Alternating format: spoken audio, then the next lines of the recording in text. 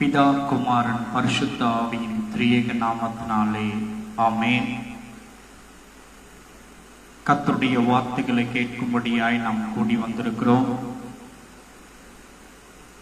ஜெபம் செய்வோம்.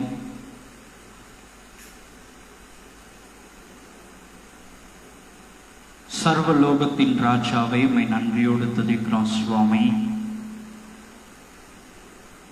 தூய ஆவியானவரே உம்மை போற்றுகிறோம், உம்மை புகழுகிறோம். எங்களை காப்பவரே, எங்களை காண்பவரே, எங்களை வழிநடத்துபவரே, உம்மை நன்றியோடு துதிக்கிறோம்.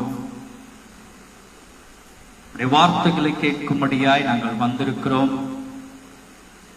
வந்தவர்களாகிய நாங்கள் வெறுமையாய் திரும்பி போகாதபடிக்கு வார்த்தையின் நிமித்தமாய் நிரப்பப்பட்டவர்களாய், நிரம்பின பாத்திரங்களாய், பரிசுத்தமாக்கப்பட்டதான பாத்திரமாய் நாங்கள் இங்கிருந்து கடந்து செல்ல கிருபை செய்வீராக. உடைய கரத்தில் நாங்கள் எல்லாவற்றையும் அர்ப்பணிக்கிறோம். நீர் பேசுவீராக. இயேசுவின் மூலம் கேட்கிறோம் ஜீவனுள்ள நல்ல பிதாவே, ஆமென். ஆண்டவரும் இரட்சகருமாகிய இயேசு கிறிஸ்துவின் நிதான நாமத்தினாலே கர்த்தருடைய வார்த்தைகளை கேட்கும்படியாய் வந்திருக்கிறதான உங்கள் யாவருக்கும் என் அன்பின் வாழ்த்துதலை தெரிவித்துக் கொள்கிறேன்.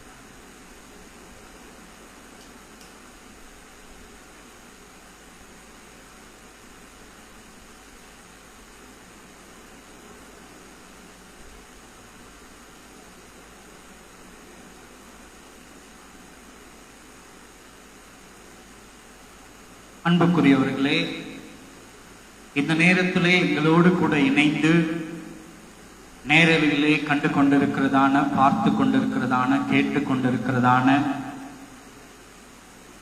உங்கள் யாவருக்கும் ஆண்டவரும் இரட்சகருமாகிய இயேசு கிறிஸ்துவின் நாமத்தினாலே உங்களுக்கும் எனது அன்பின் வாழ்த்துதலை தெரிவித்துக் கொள்கிறேன். கிறிஸ்துவுக்குள் அருமையான தேவனுடைய சின்னமே, கர்த்தருடைய வார்த்தைகளை கேட்கும்படியாய்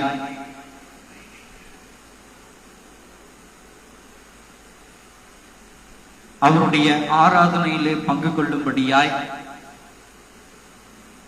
ஒருவேளை உங்களுக்கு விருப்பம் இருக்குமானால் எங்களோடு கூட இணைந்து கர்த்தருடைய வார்த்தைகளை கேட்கும்படியாய், ஆராதிக்கும்படியாய் நீங்கள் கூடி வருவீர்களானால் தாராளமாய் நீங்கள் வந்து எங்களோடு கூட இணைந்து தேவனுடைய நாமத்தை புகழவும், அவருடைய வார்த்தைகளை கேட்கவும் உங்கள் யாவரையும் வருக வருக என வரவேற்க நாங்கள் கடமைப்பட்டிருக்கிறோம். ஒருவேளை கர்த்தருடைய நாமத்தின் நிமித்தமாய் நீங்கள் தொடப்பட்டிருப்பீர்களானால் எங்களுக்கு அதை வாட்ஸ்அப் செய்தியின் நிமித்தமாய் தெரியப்படுத்துங்கள். கர்த்தர் உங்கள் இருதயத்தை ஏவுவாரானால் காணிக்கைகள் நிமித்தமாய் எங்களை தாங்குங்கள். கொடுக்கப்பட்டிருக்கிறதான அந்த எண்ணிலிருந்து காணிக்கைகள் நிமித்தமாய் நீங்கள் தாங்க உங்கள் அன்போடு கேட்டுக்கொள்ளப்படுகிறோம். கர்த்தருடைய வார்த்தைக்குள்ளாய் நாம் போவோம். நாம் தியானிக்கும்படியாய் தெரிந்து கொள்ளப்பட்டதான வேத பகுதி என்னாகம புஸ்தகம் 14ஆம் அதிகாரம் 24ஆம் வாக்கியத்தை நாம் வாசித்து தியானிக்க கேட்போம். நாம் தியானிக்கும்படியாய் தெரிந்து கொள்ளப்பட்டதான தலைப்பு வேறே ஆவி உடையவர்களாய். நாம் இன்றைக்கு தியானிக்கும்படியாய் தெரிந்து கொள்ளப்பட்டதான தலைப்பு வேறே ஆவி உடையவர்களாய் என்கிறதான தலைப்பின் கீழாய் நாம் தியானிக்க இருக்கிறோம்.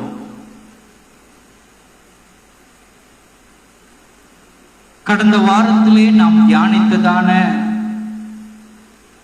அதே பகுதியின் தொடர்ச்சியாக இன்றைய வாரத்திலேயும் நாம் தியானிக்க இருக்கிறோம். கடந்த வாரத்திலே வாக்குத்தத்தத்தை ஏன் நாம் இழந்து போகிறோம் என்று தியானித்தோம். அதன் தொடர்ச்சியாக வேறே ஆவி உடையவர்களாய் என்கிறதான தலைப்பின் கீழாக நாம் தியானிக்க இருக்கிறோம். வாசிப்போம். என்னாகமம் 14ஆம் அதிகாரம் 24ஆம் வாக்கியம்.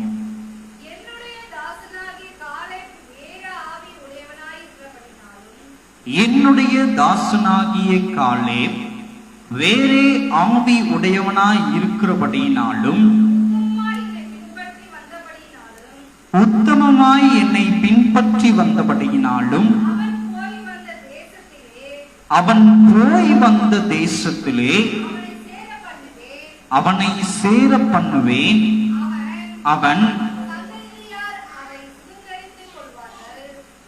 அவன் சந்ததியார் அதை சுதந்தரித்துக் கொள்வார்கள். கிறிஸ்துவுக்குள் அருமையான தேவனுடைய ஜனமே,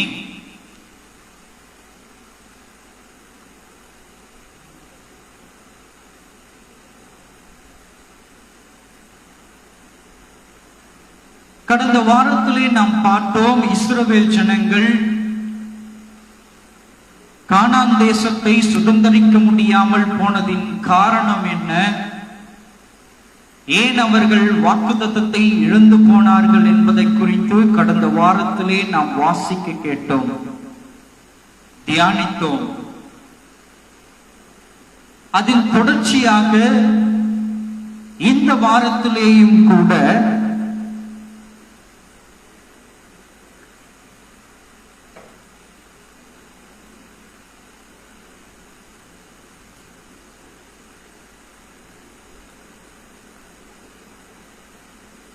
இங்கே வேறு ஆவியுடையவன் ஒருவனை பற்றி நாம் பார்க்க போகிறோம். வசனம் சொல்லுகிறது, என்னுடைய தாசனாகிய காலேப் வேறே ஆவி உடையவனாய் இருக்கிறபடியினாலும் உத்தமமாய் என்னை பின்பற்றி வந்தபடியினாலும் அவன் போய் வந்த தேசத்திலே அவனை சேர பண்ணுவேன் என்று தேவனாகிய கர்த்தர் அவனுக்கு வாக்கு கொடுக்கிறவராய் காணப்படுகிறார். கடந்த வாரத்திலே இஸ்ரவேல் ஜனங்கள் தேவனை பரீட்சை பார்த்தபடியினாலே, சோதித்தபடியினாலே அவர்கள் போகக்கூடாது என்று தேவனாகிய கர்த்தர் திட்டமும் தெளிவுமாய் அவர்களை தடுக்கிறவராய் காணப்படுகிறார். ஆனால் அடுத்த வசனத்திலே தேவனாகிய கர்த்தர் அந்த இஸ்ரவேல் ஜனங்களை போகக்கூடாது என்று சொல்லிவிட்டு, அனுப்ப மாட்டேன் என்று சொல்லிவிட்டு அடுத்த வசனத்திலேயே அங்க சொல்லுகிறார், என்னுடைய தாசனாகிய காலேப் வேறே ஆவி உடையவனாய் இருக்கிறபடியினாலும். கிறிஸ்துவுக்குள் அருமையான தேவனுடைய ஜனமே, இந்த காலேப் என்கிறதான அந்த மனுஷன் இஸ்ரவேல் ஜனங்கள் கொண்டிருந்த ஆவியை காட்டிலும் அவன் வேறே ஆவி உடையவனாய் காணப்பட்டான். எடுத்து வாசிப்போம். யோசுவாவின் புஸ்தகம் 14ஆம் அதிகாரம் 7ஆம் வாக்கியம் முதல் 9ஆம் வாக்கியம் வரை நாம் வாசித்தோம் என்றால் நன்றாக புரியும் என்று நான் ஆசைப்படுகிறேன். யோசுவாவின் புஸ்தகம் 14ஆம் அதிகாரம் 7 முதல் 9 முடிய.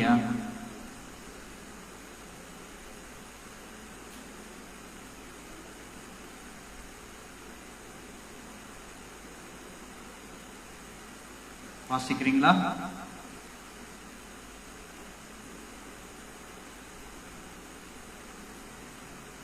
யோசுவா 14:7.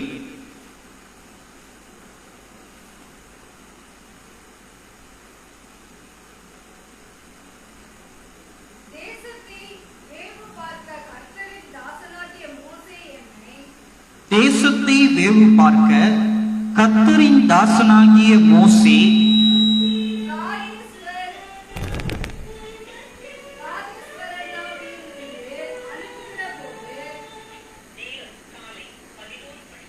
காதேஸ் யர்னேவிலிருந்து அனுப்புகிற போது எனக்கு 40 வயதாய் இருந்தது. என் இருதயத்தில் உள்ளபடியே அவருக்கு மறு செய்தி கொண்டு வந்தேன். ஆனாலும் என்னோடு கூட வந்த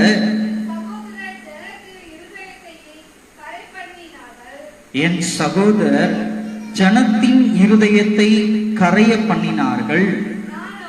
நானோ என் தேவனாகிய கர்த்தரை உத்தமமாய் பின்பற்றினேன். அந்நாளிலே மோசே, நீ என் தேவனாகிய கர்த்தரை உத்தமமாய் பின்பற்றினபடியினால் உன் கால் மிதித்த தேசம் உனக்கும் உன் பிள்ளைகளுக்கும் என்றென்றைக்கும் சுதந்திரமாய் இருக்க கடவது என்று சொல்லி ஆணையிட்டார். கிறிஸ்துவுக்குள் அருமையான தேவனுடைய ஜனமே,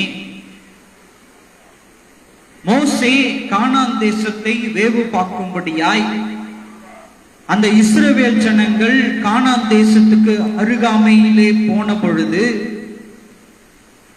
அந்த கானான் தேசத்தில் வாழுகிறதான ஜனங்கள் எப்படிப்பட்டவர்களாய் காணப்படுகிறார்கள், என்ன சூழ்நிலையிலே அவருடைய வாழ்க்கை காணப்பட்டு கொண்டிருக்கிறது, அந்த தேசத்தினுடைய செழுமை எப்படிப்பட்டதாய் காணப்படுகிறது, எந்தெந்த இடங்களில் எல்லாம் வறட்சிகள் உண்டு, எந்தெந்த இடங்களில் எல்லாம் செழிப்பான பயிர்கள் விளைவிக்கப்படுகிறது, தேசம் எப்படிப்பட்டதாய் காணப்படுகிறது, தேசத்தின் குடிகள் எல்லாம் எப்படி மனப்பக்குவத்தோடு காணப்படுகிறார்கள் என்பதை குறித்து ஆராய்ந்து கொள்ளும்படியாய், அறிந்து கொள்ளும்படியாய், வேவு பார்க்கும்படியாய் ஒரு சில கூட்ட ஜனத்தை மோசே அனுப்புகிறவனாய் காணப்படுகிறான். அப்படிப்பட்டதான ஒரு கூட்டத்திலே வேவு பார்க்கும்படியாய் போன அந்த கூட்டத்தின் மனிதர்களிலே ஒருவன் தான் இந்த காலேப் என்கிறவனாய் காணப்படுகிறான். கிறிஸ்துவுக்குள் அருமையான தேவனுடைய ஜனமே, ஒரு கூட்ட ஜனமாய் சென்று கானான் தேசத்தை வேவு பார்த்துவிட்டு மீண்டுமாய் திரும்பி வந்து மோசேவினிடத்திலே அவர்கள் கண்ட காட்சிகளை எல்லாவற்றையும் குறித்து அறிக்கையாக மோசேவினிடத்திலே ஒப்புவிக்கிறவர்களாய், சொல்லுகிறவர்களாய் காணப்படுகிறார்கள். ஆனால் இந்த காலேப் மாத்திரம் அவன் என்ன கண்டானோ, என்ன காட்சிகளை அவன் பார்த்தானோ, அந்த தேசத்தில் என்னவெல்லாம் சம்பவிக்கப்பட்டதை அவன் பார்த்தானோ, அவைகளை உள்ளதை உள்ளபடியும் இல்லதை இல்லபடியும் மோசேவினிடத்திலே சொல்லுகிறவனாய் காணப்படுகிறான். அல்லேலூயா, அல்லேலூயா. அவன் எப்படிப்பட்டவனாய் காணப்படுகிறான்? காலேப் உள்ளதை உள்ளபடி இல்லதை இல்லபடி மோசேவினிடத்திலே அறிக்கையை சொல்லுகிறவனாய் காணப்படுகிறான். கிறிஸ்துவுக்குள் அருமையான தேவனுடைய ஜனமே, இந்த காலேப் மோசேவினிடத்திலே உள்ளதை உள்ளபடி சொன்னபடியினாலே, உள்ளதை உள்ளபடி சொன்னபடியினாலே தேவனாகிய கர்த்தர் அந்த காலேப்பை கண்டவராயிருக்கிறார்.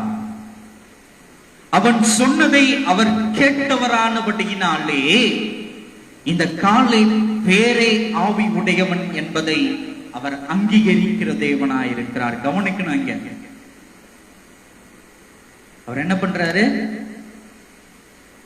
இந்த காலேப் பார்த்ததை மோசேவினிடத்திலே அறிக்கையாக சொல்லுகிறான். உள்ளதை உள்ளபடி மோசேவினிடத்திலே சொல்லுகிறதை அங்கே யார் பார்க்கிறது? தேவனாகிய கர்த்தர் பார்க்கிறவராய் காணப்படுகிறார். ஒரு விஷயத்தை நன்றாய் நீங்கள் அறிந்து கொள்ள வேண்டும். நாம் கூட இன்றைக்கு அநேக விஷயங்களை குறித்து அநேகரிடத்திலே பரிமாறிக் கொள்ளுகிறவர்களாய் காணப்படுகிறோம்.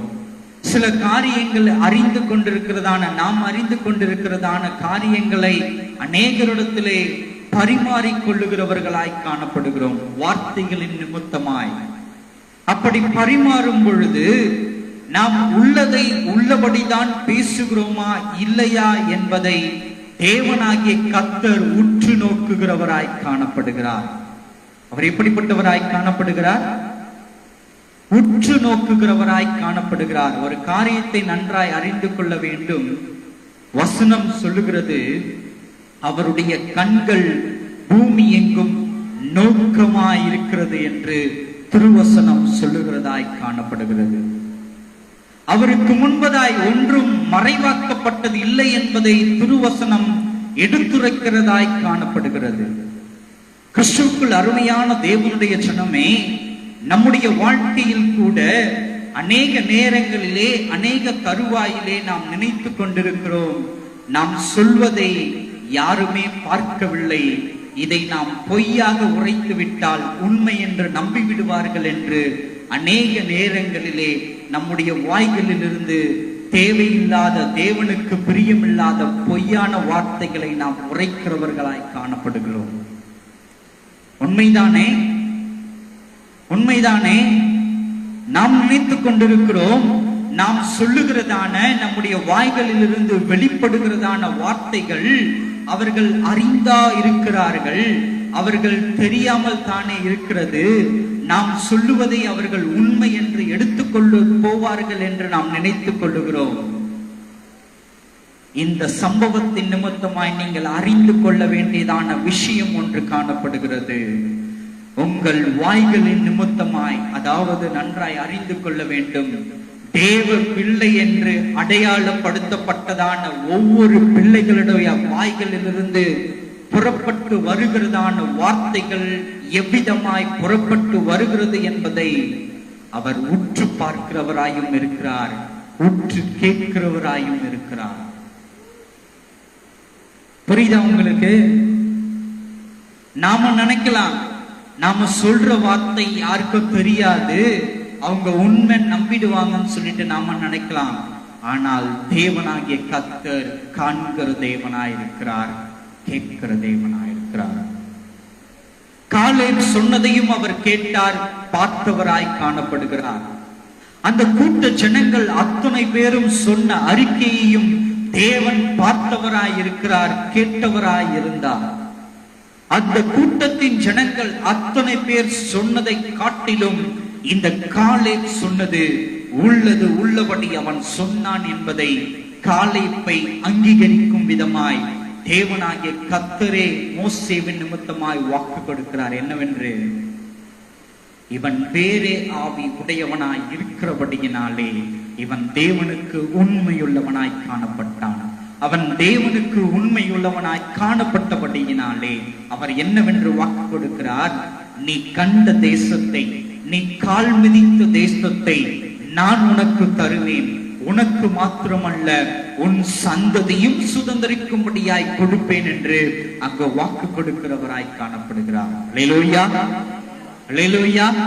கிறிஸ்துவுக்குள் அருமையான தேவனுடைய ஜனமே, வாக்குத்தத்தத்தை நீ சுதந்திரித்துக் கொள்ள வேண்டுமானால், தேவன் கொடுக்கிறதான வாக்குத்தத்தத்தை நீ உன்னதமாக்கிக் கொள்ள வேண்டுமானால், நீ எப்படிப்பட்ட பிள்ளையாய் காணப்பட வேண்டும்? வேறே ஆவியுடைய பிள்ளையாய் காணப்பட வேண்டும். அது என்ன? அது வேறே ஆவி. அது என்ன? அது வேறே ஆவி என்று நீங்கள் கேட்கலாம். ஒரு காரியத்தை நன்றாய் அறிந்து கொள்ள வேண்டும். உலகத்தின் நிமித்தமாய் உலகத்தில் வாழ்வதான மனிதர்கள் செய்வதை காட்டிலும் நாம் தேவ பிள்ளைகளாய் தேவன் பிரியப்படுகிறபடி வாழுகிறதான வாழ்க்கை தான் வேறே ஆவி உடையவர்களாய் காணப்பட முடியும். அல்லேலூயா, அல்லேலூயா. புரியுதா உங்களுக்கு? நான் சொல்றது புரியுதா? எப்படி வேற ஆவி உடையவர்களாய் தேவனுக்கு நம்மை வெளிப்படுத்த முடியும்? எப்படி நாம் வேற ஆவி உடையவர்களாய் தேவனுக்கு நம்மை வெளிப்படுத்த முடியும்? உலக மனிதர்கள் வாழுகிறதான வாழ்க்கையாய் அல்லாமல் தேவன் விருப்பப்படும்படியாக வேதம் சொல்லி இருக்கிறதான கட்டளைகளுக்கு கீழ்ப்படிந்து அவருடைய வார்த்தைகளின்படி எந்த ஒரு மனுஷன் தன்னுடைய வாழ்க்கையை வாழ்ந்து காட்டுகிறானோ அவன் வேறே ஆவி உடையவனாய் அங்கீகரிக்கப்படுவான் என்று திருவசனம் இங்கே சொல்லப்பட்டிருக்கிறது. அல்லேலூயா, அல்லேலூயா. எடுத்து வாசிப்போம். ரோமருக்கு எழுதின புஸ்தகம் 12ஆம் அதிகாரம் 2ஆம் வாக்கியம் இவ்விதமாய் சொல்லுகிறது. ரோமர் 12:2.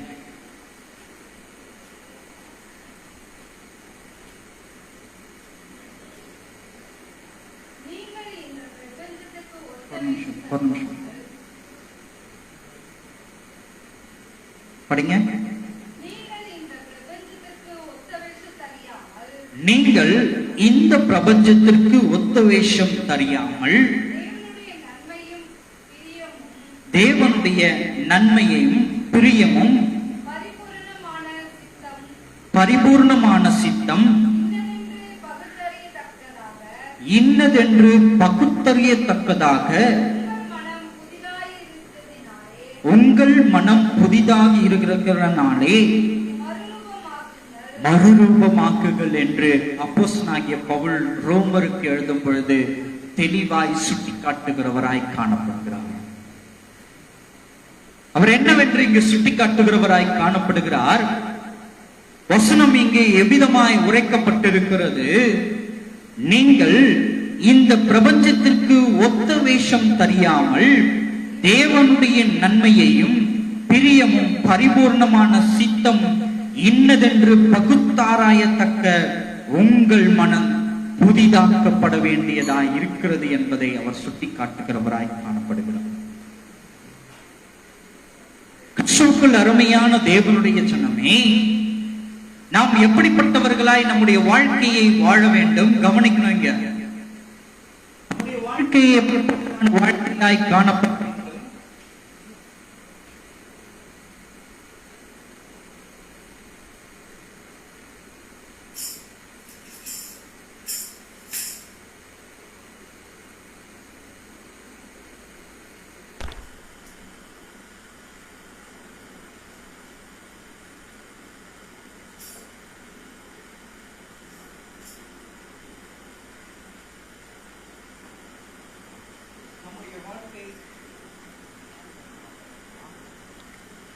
நம்முடைய வாழ்க்கை எப்படிப்பட்டதான வாழ்க்கையாய் காணப்பட வேண்டும்?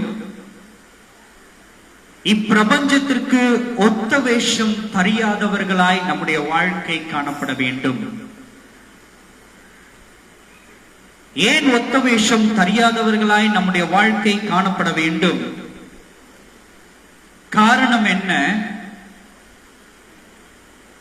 இந்த பூமியிலே வாழுகிறதான மனிதர்களைப் போல நம்முடைய வாழ்க்கை அல்லாமல் நன்மை எது, தீமை எது, தேவனுக்கு பிரியமான காரியங்கள் எது என்பதை குறித்து அவைகளை நாம் அறிந்து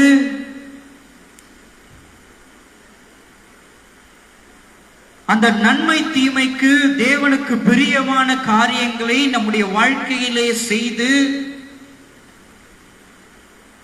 அவைகளின்படி நம்முடைய வாழ்க்கையை அமைத்துக் கொள்ளுகிறவர்களாய் நாம் காணப்பட வேண்டும். மாறாக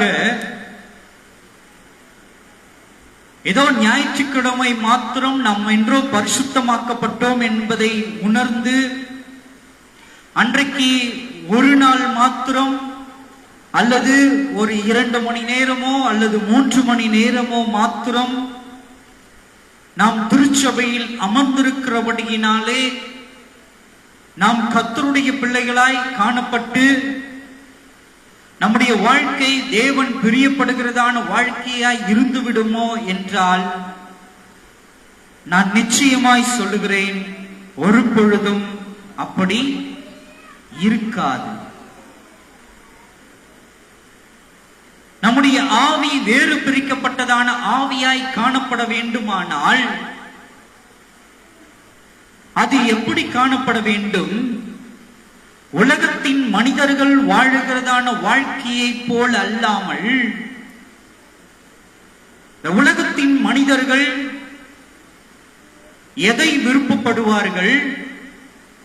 உலகத்தில் காணப்படுகிறதான நன்மைக்கு ஏதுவான, தன் சரீரத்துக்கு நன்மைக்கு ஏதுவான காரியங்களை அவர்கள் என்ன பண்ணுவாங்க? அவங்க என்ன பண்ணுவாங்க? நாடுகிறவர்களாய், அவைகளையே தேடுகிறவர்களாய், அவைகளையே சுதந்திரிக்கிறவர்களாய் அவர்கள் காணப்படுவார்கள். என்ன பண்ணுவாங்க? அவைகளையே சுதந்திரிக்கிறவர்களாய் காணப்படுவார்கள். ஆனால் நம்முடைய வாழ்க்கை எப்படிப்பட்டதாய் காணப்பட வேண்டும் என்று தேவனாகிய கர்த்தர் விருப்பப்படுகிறார். இந்த உலகத்தின் மனிதர்களைப் போல அவைகளை நாடிக்கொண்டு, எப்படி 6 நாட்களும், வாரத்தின் 6 நாட்களும் உலகத்தின் மனிதர்கள் தேடுகிறது போலவே உலகத்தின் மாயைகள் அத்தனைகளையும் நாங்களும் சுதந்திரித்துக் கொள்ள வேண்டும் என்று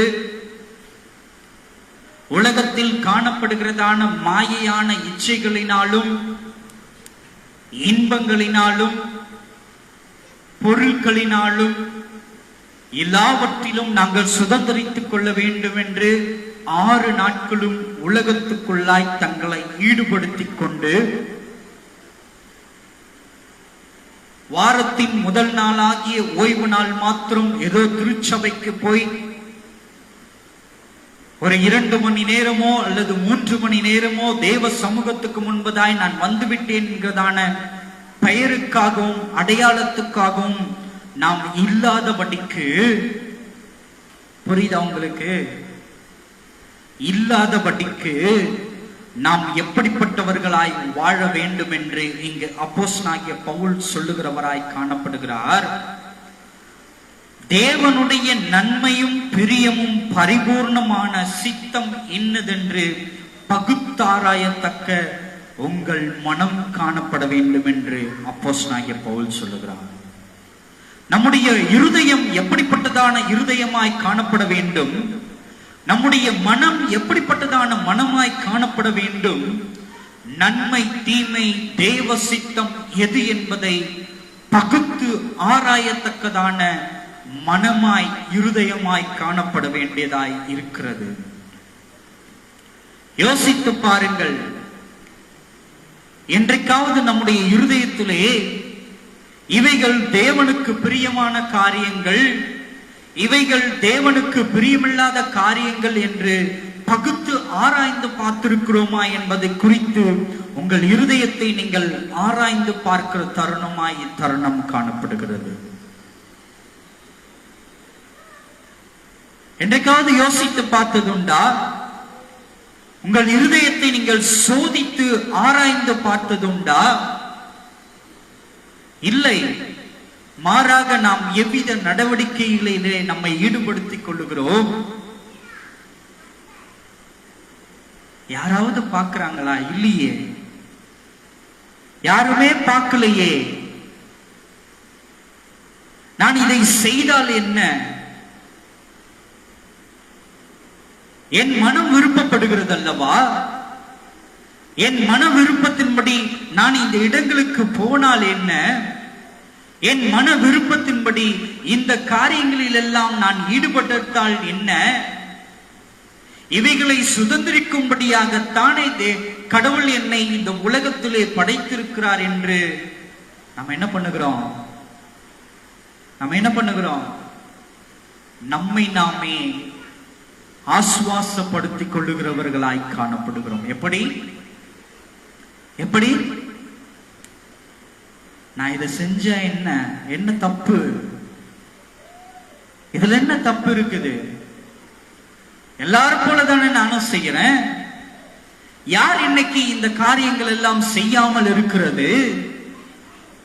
யார் இந்த காரியங்களில் எல்லாம் ஈடுபடாமல் காணப்படுவது? இதை செய்தால் என்ன, இதில் ஒரு குற்றமும் அல்லவே என்று நாமே நினைத்து கொண்டு நம்மை நாமே ஆசுவாசப்படுத்திக் கொள்ளுகிறவர்களாய் காணப்படுகிறோம். அப்படித்தானே இருக்கிறோம். சில காரியங்கள்ல அப்படித்தானே இருக்கிறோம். அவன் செய்யறானே, அவன் பின்னாடி போறானே, அவன் இந்த இடத்துக்கு போறானே, நான் போனா என்ன, இவ்வளவு பேரை காட்டிலும் நான் மட்டும் யோகேசனா இருந்து என்ன பண்ண போறேன், ஒண்ணுமே முடியாதே என்று நம்மை நாமே சமாதானம் கூறிக்கொள்ளுகிறவர்களாய் காணப்படுகிறோம். ஒரு மாயைக்காக. இவைகளைத்தான் அப்போஸ்தலனாகிய பவுல் இங்கு குறிப்பிட்டு சொல்லுகிறவராய் காணப்படுகிறார். நீங்கள் இந்த பிரபஞ்சத்திற்கு ஒத்த வேஷம் தெரியாதவர்களாய் இருக்க வேண்டும் என்று அவர் சுட்டி காட்டுகிறவராய் காணப்படுகிறார்.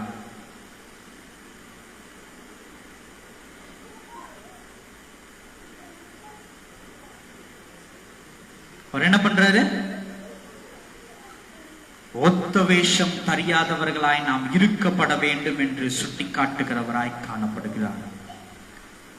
கிறிஸ்துவுக்குள் அருமையான தேவனுடைய சனமே, உன் வாழ்க்கையை நீ ஆராய்ந்து பார், உன் இருதயத்தை நீ ஆராய்ந்து பார். இன்றைக்கு நீ எப்படிப்பட்டதான வாழ்க்கையை நீ வாழ்ந்து கொண்டிருக்கிறாய் என்பதை.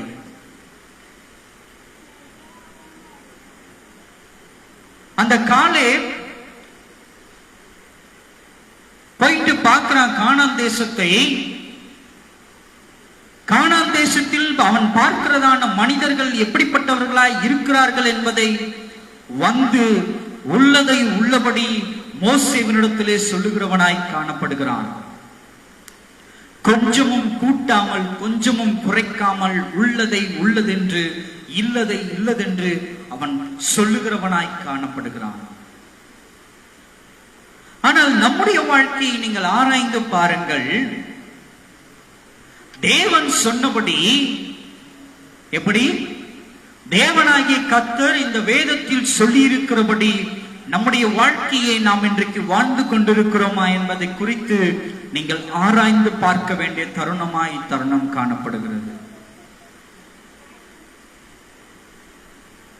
அவர் திட்டமும் தெளிவுமாய் சொல்லிவிட்டு சென்றிருக்கிறார். ஒருவன் பரலோகத்துக்குள் பிரவேசிக்க வேண்டுமானால் அவன் தன்னைத்தான் வெறுக்கிறவனாய் காணப்பட வேண்டும், தன் சிலுவையை சுமக்கிறவனாய் காணப்பட வேண்டும். அப்படி தன்னைத்தான் வெறுத்து தன் சிலுவையை அவன் சுமந்து கொண்டு இயேசுவை பின்பற்றி வந்தால் எதை அடையலாம் என்று திருவசனம் சொல்லுகிறது? நித்திய ராஜ்யத்தை அடையலாம் என்று திருவசனம் சுட்டி காட்டுகிறதாய் காணப்படுகிறது. ஏன் ஐயா நாம் இயேசுவினுடைய வழிகளை பின்பற்ற வேண்டும்? எதற்காக நாம் இயேசுவினுடன் போகிறதான வழியை பின்பற்ற வேண்டும்? அவர் பரலோகத்திலிருந்து இறங்கி வந்த தேவகுமாரனாய் இருக்கிறபடியினாலே, பரலோகத்தின் வழியை அவர் அறிந்திருக்கிறபடியினாலே அவரை நாம் பின்பற்றுவோமானால் நாம் பரலோகத்துக்கு பிரவேசிக்க இயேசுவினுடைய வழிகள் ஏதுவாக்கப்பட்டதாய் காணப்படும். அல்லேலூயா, அல்லேலூயா. அப்படி இயேசுவினுடைய வழிகளை நாம் பின்பற்ற வேண்டுமானால் நம்முடைய வாழ்க்கை எப்படிப்பட்டதான வாழ்க்கையாய் காணப்பட வேண்டும்? உலகத்திற்கு ஒத்த வேஷம் தெரியாதவர்களாய், தேவ நீதிக்கு உட்பட்டவர்களாய் நம்முடைய வாழ்க்கை காணப்பட வேண்டும். இன்றைக்கு நம்மில் எத்தனை பேர் தேவ நீதிக்கு உட்பட்டதான வாழ்க்கையை வாழ்ந்து கொண்டிருக்கிறோம் என்பதை இருதயத்தை ஆராய்ந்து பார்க்கிறவர்களாய் காணப்பட வேண்டும். எல்லா இடங்களிலேயும் குறிப்பாக சொல்ல வேண்டுமானால், நான் திருச்சபைக்கு வெளியில் இருக்கிறவர்களை குறித்து நான் பேசவில்லை. கிறிஸ்தவம் என்கிறதான போர்வையை போற்றிக் கொண்டிருக்கிறவர்களை குறித்து தான் நான் பேசிக் கொண்டிருக்கிறேன். இன்றைக்கு கிறிஸ்தவம் என்கிறதான போர்வையை போர்த்தி கொண்டிருக்கிறதான ஒவ்வொரு தேவ பிள்ளைகளும் தன்னுடைய வாழ்க்கையை எப்படி வாழ்ந்து கொண்டிருக்கிறீர் என்பதை ஆராய்ந்து பார்க்கிறவர்களாய் காணப்பட வேண்டும். உன் வாழ்க்கை எப்படிப்பட்டதாய் இருக்கிறது? தேவன் சீர்படுத்தினபடி சீர்மிகுந்த வாழ்க்கையாய் காணப்படுகிறதா? தேவ சொன்னதான கட்டளையின்படி கற்பனைகளின்படி அவருடைய வார்த்தைக்கு கீழ்ப்படிந்து வாழுகிறதான பிள்ளையாய் நீ காணப்படுகிறாயா? யோசித்து பாருங்கள். அப்படி இதுவரைக்கும் நான் வாழவில்லை,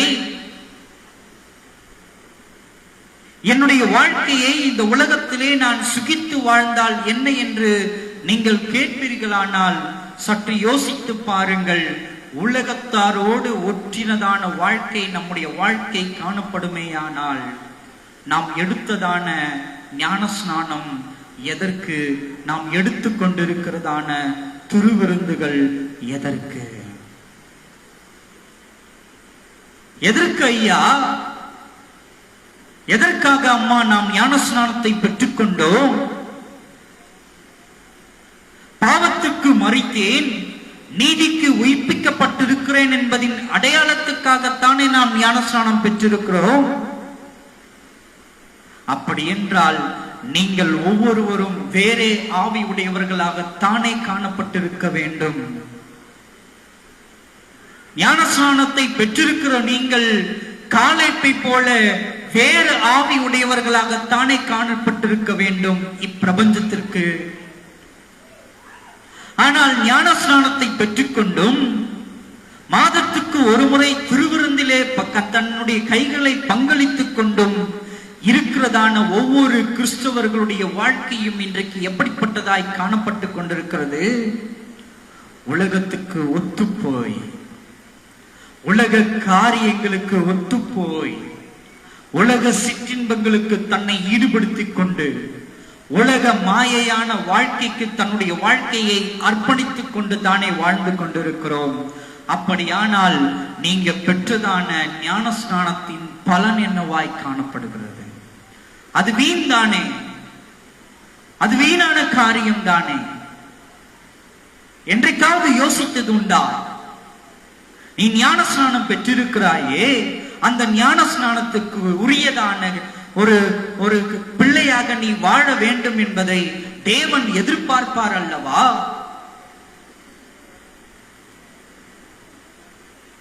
அவர் எதிர்பார்ப்பாரா? எதிர்பார்க்க மாட்டாரா? ஏன் அவர் எதிர்பார்க்க வேண்டும்? பாவத்துக்கு மரிப்பதற்காக, நீதிக்கு உயிர்த்தெழுவதற்காக கல்வாரி சிலுவையிலே தன் ஜீவனையே அவர் கொடுத்திருக்கிறார் அல்லவா? விளைக்கிரயமாய். எதற்கு? நீ பாவத்தில் மரித்து நித்தியத்துக்கு உயிர்ப்பிக்கப்பட வேண்டும் என்று தன் ஜீவனையே அவர் விளைக்கிரயமாய் கொடுத்திருக்கிறார் அல்லவா? அப்படி இருக்கும் பட்சத்தில் அவருடைய எதிர்பார்ப்பு நீ உலகத்துக்கு ஒத்த வேஷம் தெரியாத வாழ்க்கையை வாழ வேண்டும் என்று அவர் எதிர்பார்ப்பார் அல்லவா? அவருடைய எதிர்பார்ப்பின்படி, அவருடைய விருப்பத்தின்படி நம்முடைய வாழ்க்கை இன்று காணப்படுகிறதா என்றால் கேள்விக்குறிதான் அங்கு இருக்கிறது. காரணம் என்ன? நாம் இன்றைக்கு நினைத்துக் கொண்டிருப்பது என்ன? உலக மாயையை நான் ஏற்றுக்கொண்டால் என்ன? எனக்காகத்தான் என் தேவனாகிய கர்த்தர் பிரபஞ்சத்தை உண்டாக்கினார். நான் வாழும்படியாகத்தான் இந்த உலகத்தை தேவனாகிய கர்த்தர் இந்த உலகத்தை உண்டாக்கினார்.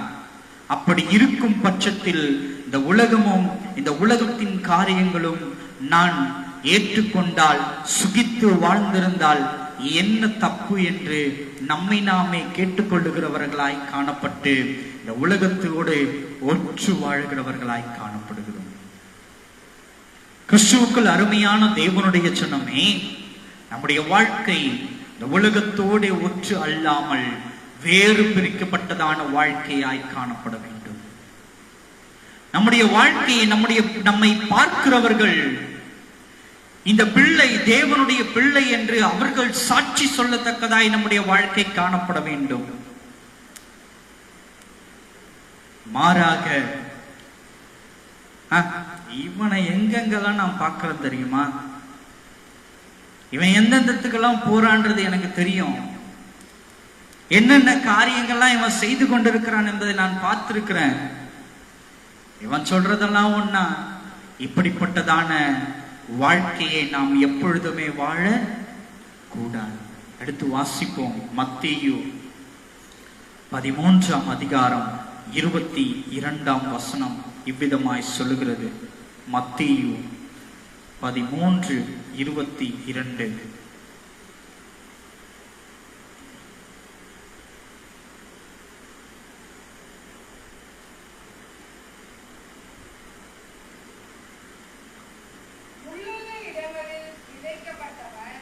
முள்ளுள்ள இடங்களில் விதைக்கப்பட்டவன் வசனத்தை கேட்கிறவனாயிருந்தும்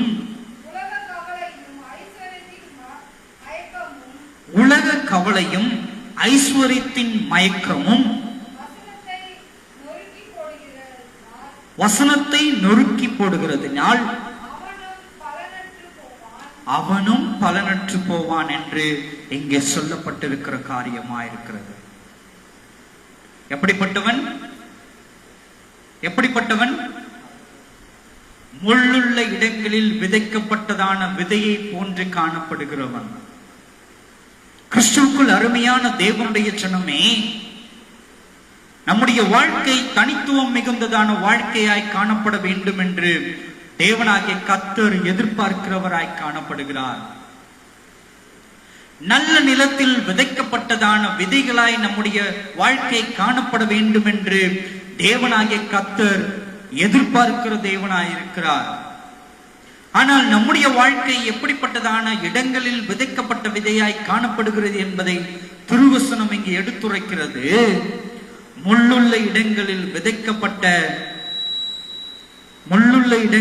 விதைக்கப்பட்டவன் வசனத்தை கேட்கிறவனாய் இருந்தும் உலக கவலையும் ஐஸ்வர்யத்தின் மயக்கமும் வசனத்தை நொறுக்கி போடுகிறதுனால் அவனும் பலனற்று போவான் என்று வசனம் சொல்லுகிறது. கிறிஸ்துவை ஏற்றுக்கொண்டு ஞானஸ்நானத்தை பெற்றுக்கொண்டு அவருடைய அடையாளத்தின்படி கிறிஸ்தவன் என்று சொல்லிக் கொண்டிருக்கிறதான நம்முடைய வாழ்க்கையை குறித்து தான் இங்கு திட்டமும் தெளிவுமாய் சொல்லப்பட்டிருக்கிறது. என்னவென்று, முள்ளுள்ள இடங்களில் விதைக்கப்பட்டதான விதையை போன்று வாழ்க்கை வாழுகிறவர்கள் என்று. எப்படி முள்ளுள்ள இடங்களில் விதைக்கப்பட்டதான விதையை போன்று வாழுகிறவர்களாய் இங்கு சொல்லப்பட்டிருக்கிறது?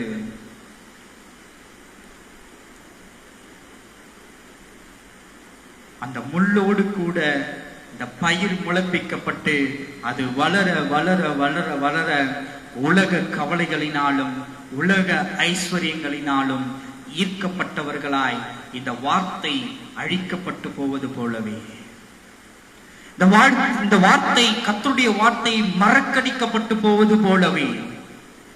புரியுதா உங்களுக்கு?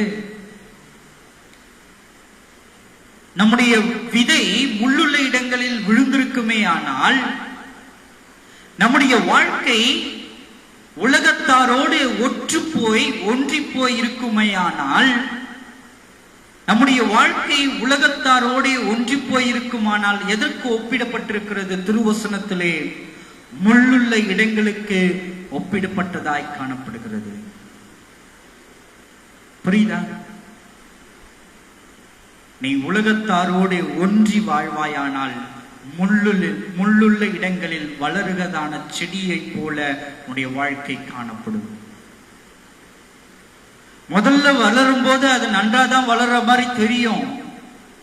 உலகத்தாரோடு இணைந்து அவனோடு கூட ஆடுகிறதான நடனம், அவன் பாடுகிறதான பாடல்கள், அவன் பேசுகிறதான வார்த்தைகள், அவன் செய்கிறதான செய்கைகள், அவன் நடந்து கொண்டிருக்கிறதான நடக்கைகள் அத்தனையும் நாம் ஏற்று நம்முடைய வாழ்க்கையிலே அவைகளை கடைபிடிக்கும் பொழுது முதலாவது நமக்கு எப்படி தோன்றும்? அது செழித்து வளருகிறபடிதான் தோன்றும். அதில் எந்தவித சந்தேகமும் அல்ல. ஆனால் வளர வளர வளர வளர அந்த முள்ளோடு கூட இணைந்து இணைந்து இணைந்து இணைந்து என்ன ஆகும்?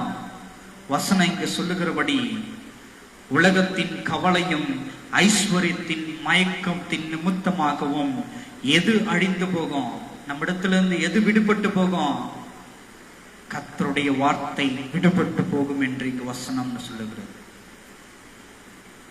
கிறிஸ்துவுக்குள் அருமையான தேவனுடைய ஜனமே, உன்னுடைய வாழ்க்கை முள்ளுள்ள இடங்களில் காணப்படுமே ஆனால் கர்த்தருடைய வார்த்தையை கேளாதபடிக்கு அவர் விருப்பப்பட்டதான நன்மையும் தீமையையும் வெறுத்து நன்மையான தேவனுடைய திட்டத்தின்படி நடக்கிறதான வாழ்க்கையை வாழ முடியாதபடிக்கு நம்முடைய வாழ்க்கை எப்படிப்பட்டதான வாழ்க்கையாய் போய்விடும்? முள்ளுள்ள இடங்களில் விதைக்கப்பட்டதான விதையை போன்றதான வாழ்க்கையாய் காணப்படும். அது வளரும் நாளிலே, வளர்ந்த நாளிலே எப்படி மாறி போகும்? கர்த்தருடைய வார்த்தையை கேளாமல் முள்ளிலே நொறுக்கப்பட்டவர்களாய் நம்முடைய வாழ்க்கை மாற்றப்பட்டு போகும். நம்முடைய வாழ்க்கை எப்படிப்பட்டதாய் காணப்பட வேண்டும்? காலேப்பை போல வேறு ஆவி உடையவர்களாய் நம்முடைய வாழ்க்கை காணப்பட வேண்டும். எடுத்து வாசிப்போம். எபேசியர் 4:23 முதல் 25 முடிய. நேரம் குறைவாய் காணப்படுகிறது, வேக வேகமாய் வாசிப்போம். எபேசியர் 4:23-25.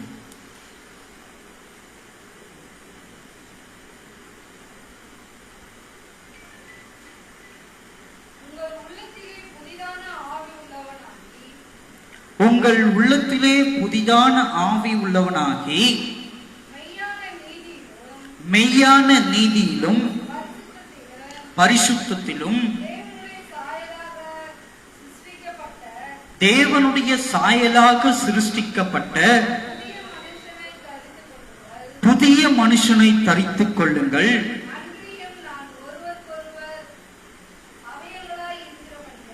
அன்றியும் நாம் ஒருவருக்கொருவர் அவயங்களாய் இருக்கிறபடியால்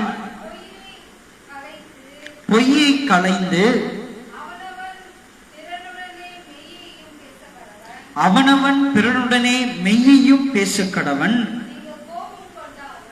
நீங்கள் கோபம் கொண்டாலும் போதும் போதும் போதும். கிறிஸ்துவுக்குள் அருமையான தேவனுடைய ஜனமே, நாம் எப்படிப்பட்டவர்களாய் நம்முடைய வாழ்க்கை அமைத்துக் கொண்டிருக்க வேண்டும்? காலேப்பை போல வேறு ஆவி உடையவர்களாய் நம்முடைய வாழ்க்கை காணப்பட வேண்டும். இங்கே வசனம் சொல்லுகிறது, உங்கள் உள்ளத்திலே புதிய ஆவி உள்ளவர்களாகி மெய்யான நீதியிலும் பரிசுத்தத்திலும் தேவனுடைய சாயலாக சிருஷ்டிக்கப்பட்ட புதிய மனுஷனை தரித்துக் கொள்ளுங்கள். அன்றியும் நாம் ஒருவருக்கொருவர் அவயங்களாய் இருக்கிறபடியால் பொய்யை களைந்து அவனவன் பிறனோடே மெய்யை பேச கடவன் என்று வசனம் இங்கு சொல்லுகிறதாய் காணப்படுகிறது. என்னவாய் காணப்படுகிறது? நாம் எப்படிப்பட்டவர்களாய் இருக்கணும்? வேறு பிரிக்கப்பட்டவர்களாய், தேவனுடைய பார்வைக்கு வேறே ஆவி உடையவர்களாய் நாம் பிரகாசிக்கப்பட வேண்டுமானால் நாம் எவைகளை செய்ய வேண்டும்? பொய்யை களைந்து மெய்யை பேசுகிறவர்களாய் காணப்பட வேண்டும். எப்படிப்பட்டதான தருவாயாய் காணப்பட்டாலும் பொய்யை களைந்து மெய்யை பேசுகிறவர்களாய் நாம் என்ன பண்ணோம்? காணப்பட வேண்டியதாய் இருக்கிறது. நம்முடைய வாழ்க்கை தேவனுக்கு பிரியமாய் வேறு பிரிக்கப்பட்டதான வாழ்க்கையாய் காணப்பட வேண்டுமானால் இங்கு சொல்லப்பட்டது போலவே ஒருவருக்கொருவர் அவயங்களாய் இருக்கிறபடியினாலே பொய்யை களைந்து மெய்யை பேசுகிறவர்களாய் நாம் காணப்பட வேண்டும். அப்படி நம்முடைய வாழ்க்கை காணப்படுமே ஆனால் காலேப் சொன்னது போலவே, கவனிக்கணுங்க, காலேப் எப்படி உள்ளதை உள்ளதென்றும் இல்லதை இல்லதென்றும் மோசேவினிடத்திலே உரைத்த பொழுது மோசேவின் நிமித்தமாய் தேவனாகிய கர்த்தர் காலேபுக்கு வாக்கு கொடுத்தாரோ அதே போல இன்றைக்கு நாமும் உலகத்தின் மனிதர்களிடத்திலே உள்ளதை உள்ளதென்றும் இல்லதை இல்லதென்றும் பொய்யை கலைந்து மெய்யை பேசுகிறவர்களாய் நம்முடைய வாழ்க்கை இருக்குமே. ஆனால் தேவனாகிய கர்த்தர் நிச்சயமாய் நான் சொல்லுகிறேன், அவர் நமக்கு வாக்கு கொடுத்திருக்கிற தேவனாய் இருக்கிறார். என்ன வாக்கு கொடுத்திருக்கிற தேவனாய் இருக்கிறார்? என்ன வாக்கு கொடுத்திருக்கிற தேவனாய் இருக்கிறார்? நீதிமான்கள் ஆக்கப்பட்ட யாவரும் நித்தியத்தை அடையும் பொருட்டாக. எப்படி? நீதிமான்கள் ஆக்கப்பட்ட யாவரும் நித்தியத்தை அடையும் பொருட்டாக வாக்கு கொடுக்கிறேன் என்று அவர் வாக்கு கொடுத்திருக்கிறார். நீங்கள் நீதிமான் ஆக்கப்பட்டிருந்தால் எவைகளை நாட முடியாது? உங்களால் உலகத்தை நாட முடியாது. நீங்கள் உலகத்தை நாடுவீர்களானால் நீங்கள் இன்னும் நீதிமானாக்கப்படவில்லை என்று அர்த்தமாகிறது. உங்கள் இருதயத்தை நீங்கள் ஆராய்ந்து பாருங்கள். நீங்கள் என்ன ஆவி உடையவர்களாய் காணப்படுகிறீர்கள் என்பதை. உலகத்திற்கு ஒத்த வேஷம் தரித்தவர்களாய் காணப்படுகிறீர்களா? நான் ஒரு கிறிஸ்தவன் என்று சொல்லிக் கொள்வதில் மாத்திரம் உலகத்துக்கு ஒத்த வேஷம் தரிப்பித்துக் கொண்டிருக்கிறவர்களாய் காணப்படுகிறீர்களா? அல்லது உண்மையாகவே உலகத்தார் சாட்சி கொடுக்கும்படியாக இவன் தேவனுடைய பிள்ளை என்று சாட்சி கொடுக்கும்படியாக உங்களுடைய வாழ்க்கை வேறே ஆவி உடையதான வாழ்க்கையாய் காணப்படுகிறதா என்பதை நீங்கள் பகுத்தாராய்ந்து பார்க்கிறவர்களாய் காணப்பட வேண்டும். உங்களுடைய வாழ்க்கை வேற ஆவி உடையதான வாழ்க்கையாய் காணப்பட வேண்டும். அப்படி வாழ்வீர்களானால் தேவனுடைய கற்பனைக்கு கீழ்ப்படிந்தபடியினாலே அவர் வாக்கு கொடுத்தபடி இரண்டாம் வருகையிலே நம்மை அழைத்து கொண்டு போய் நித்தியத்திலே சேர்க்க அவர் வல்லமை உள்ளவராயிருக்கிறார். ஜெபம் செய்வோமா?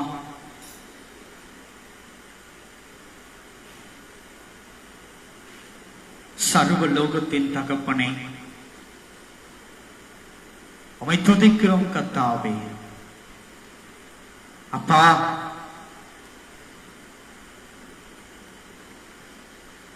ஞான ஸ்நானத்தின் நிமித்தமாய் உம்முடைய அடையாளத்தை பெற்றுக் கொண்டிருக்கிறதான நாங்கள் இதுவரைக்கும் சுவாமி உலகத்தாரோடு இணைந்து எங்களுடைய வாழ்க்கை காணப்பட்டது. ஆண்டவரே, எங்களுடைய வாழ்க்கை காணப்பட்டது சுவாமி. உலகத்தின் கவலைகள் நிமித்தமாகவும் உலகத்தின் ஐஸ்வர்யங்கள் நிமித்தமாகவும் நாங்கள் ஈர்க்கப்பட்டவர்களாய் உலகத்தாரோடு பின்னி பிணைந்து இணைக்கப்பட்டவர்களாய் இது நாள் வரைக்கும் எங்களுடைய வாழ்க்கையை நாங்கள் வாழ்ந்து கழித்து விட்டோம் சுவாமி. எங்களை மறுரூபமாக்குவீராக. உடைய கரத்தில் எங்களுடைய வாழ்க்கையை நாங்கள் இப்பொழுது அர்ப்பணிக்கிறோம் ஆண்டவரே. எங்களுடைய வாழ்க்கை மறுரூபமாக்குவீராக. காலேபை போல சுவாமி வேறு பிரிக்கப்பட்டதான வாழ்க்கையை நாங்கள் வாழ்ந்து உமக்கு முன்பதாய் உத்தமனாகிய காலேப் என்கிறதான பெயரெடுத்தது போல நாங்கள் நீதிமான் என்கிறதான பெயரை உம் நிமித்தமாய் நாங்கள் எடுக்கப்படும்படியாய் சூட்டிக் கொள்ளும்படியாய் தேவனாகிய கர்த்தர் எங்களுக்கு நேர் உதவி செய்வீராக சுவாமி. இனியும் கர்த்தாவே நாங்கள் வழி விலகி உலகத்துக்குள்ளாய் நாங்கள் பிரவேசியாமல், உலக சிற்றின்பங்களுக்குள்ளாய் நாங்கள் பிரவேசியாமல், உலக மாயைக்குள்ளாய் நாங்கள் பிரவேசியாமல் வேற ஆவி உடையவர்களாய் தேவன் நிமித்தமாய் நாங்கள் ஒளி வீசுகிறவர்களாய் தனித்துவம் மிகுந்தவர்களாய் காணப்பட நீர் எங்களுக்கு உதவி செய்வீராக. எங்களை உம்முடைய வழிகளிலே வழிநடத்தி செல்லுவீராக. உம்முடைய கரங்களிலே எங்களுடைய ஆவியை நாங்கள் ஒப்புக் கொடுக்கிறோம் சுவாமி. எங்களை காத்து கொள்ளுங்க, பலப்படுத்துங்க, வழி நடத்துங்க, ஆசீர்வதிங்க. இயேசுவின் மூலம் கேட்கிறோம் ஜீவனுள்ள நல்ல பிதாவே, ஆமென்.